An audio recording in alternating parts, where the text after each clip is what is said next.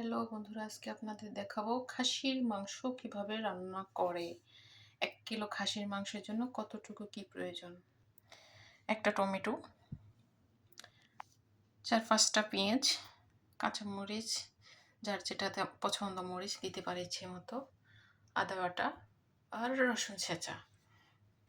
খাবারের টেস্টের জন্য একটু সরিষার তেল দিয়ে দেবেন সয়াবিনের তেলের সঙ্গে, তাহলে একটু আলাদা স্মাইল হবে, সুন্দর একটা গন্ধ লাগবে এবং টেস্টটাও একটু ভালো হবে।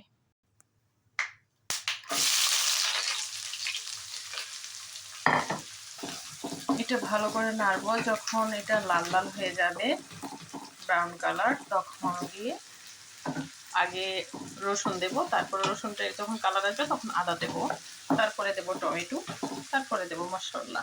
সাথেই থাকবেন, কোথাও যাবেন না। আর এই যে যা যা খাসির মাংসের জন্য প্রয়োজন মশলা নিয়ে নিয়েছি: কারি পাউডার, মাংস মশলা, এলো পাউডার, ধনিয়ার গুঁড়া, জিরের গুঁড়া আর একটু কালারের জন্য গুঁড়ামরিচ। মশলাটা আমি ঢেলে নিয়েছি যাতে আমার রান্নার কাজে তাড়াতাড়ি সাহায্য করে। সব কিছু পরিমাণ মতো নেবেন।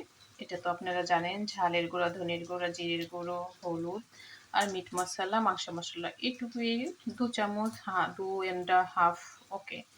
আর এগুলো আপনার চোখের আন্দাজ অনুযায়ী দিবেন যে এরকম মাংস এরকম মশলা। তেলানি যে সুন্দর একটা গন্ধ বেড়েছে সরষের তেলে ঝাঁঝের জন্য। দেখুন অলরেডি পেঁয়াজ ব্রাউন কালার হয়ে গেছে। এখন এখানে দিয়ে দেব রসুন।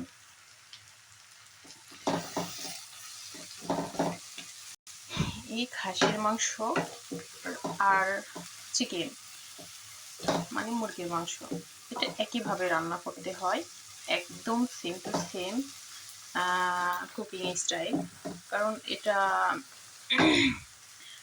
দুটো এক ধরনের, একটা চিকেন ওর হচ্ছে মাটন, এমন একটা জিনিস যে একটা আষ্টা গন্ধ থাকে, তো এটার জন্য দুটার কুকিং একই স্টাইল। তো এখন রসুনটা একটু ভালো করে কালার আসলে তারপরে আদা দেব, তারপরে টমেটো দেব, তারপরে মশলা দেব। সাথেই থাকবেন, কোথাও যাবেন না। আমি এখন এতিম হয়ে আছি, বেশি খেলে সমস্যা।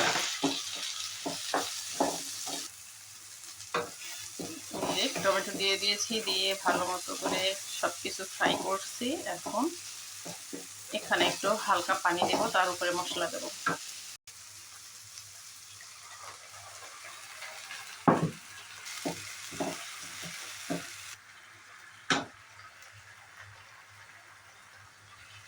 এটা ভালো করে মিক্স করব এবং যখন মশলাটা থেকে তেল ছাড়বে তখন গিয়ে মাংস দেব। এটা একটু ঢেকে রাখি, যখন তেল ছাড়বে মশলাটা ভালো করে কষানোর পরে তারপরে মাংসটা ছাড়বো। ওয়াও, দেখছেন মশলা থেকে তেলটা ছাড়িয়ে গেছে।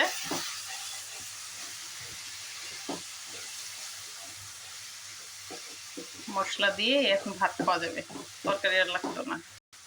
মশলাটা কুক হয়েছে কি নাই হয়েছে যদি এভাবে দেখেও না বুঝতে পারেন, তাহলে এভাবে লাড়কিটা একটু নাকে দিয়ে শুনবেন। গন্ধ শুনলে বুঝতে পারেন মশলাটা কুক হয়ে গেছে। এখন মাংসটা ছাড়ার প্রয়োজন।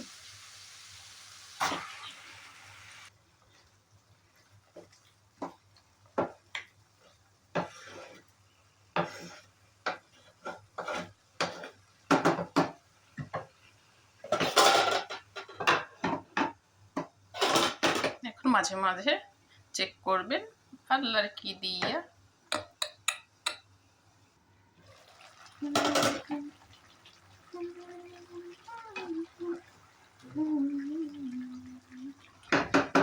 এইভাবে রান্না করলে জামাই খুশি হবে না, জামাইয়ের নানা পর্যন্ত খুশি হবে।